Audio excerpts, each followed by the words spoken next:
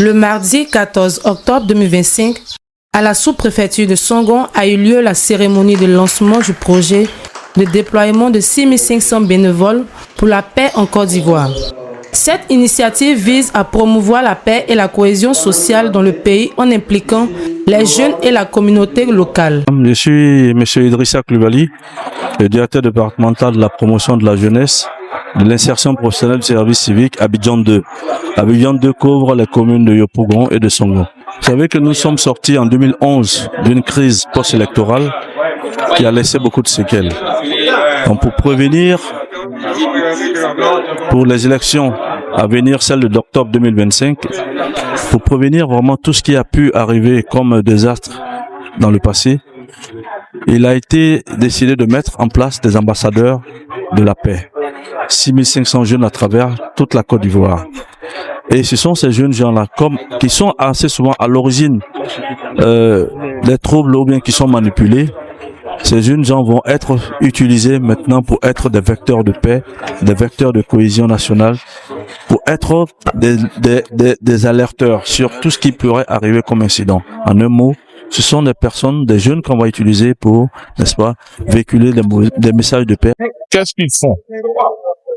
Ils vont dans des familles, ils rencontrent la population de Songon pour leur parler de l'importance de la paix, pour leur parler des valeurs citoyennes, pour leur parler des rumeurs, des fake news qui font que la cohésion sociale est mise en mal.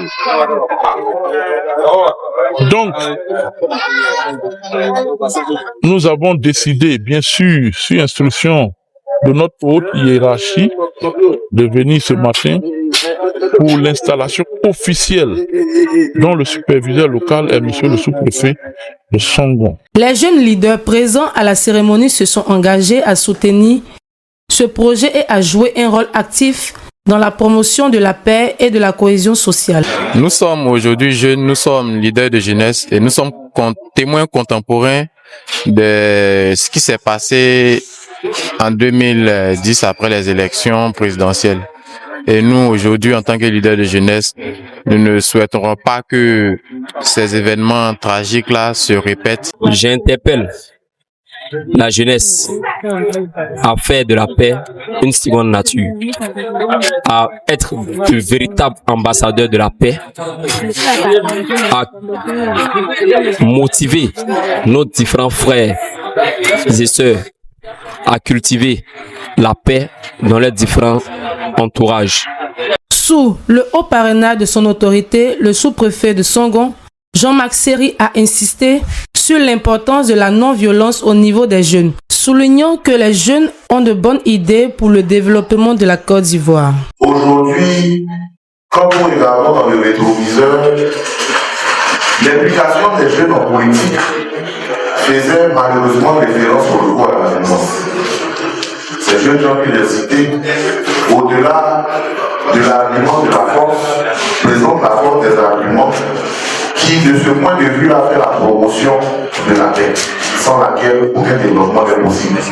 Donc aujourd'hui, les différents ministères précédemment cités viennent nous entretenir, viennent nous aider à mettre au niveau de la circonscription administrative une organisation en place pour que les jeunes soient acteurs politiques, mais acteurs de paix en politique.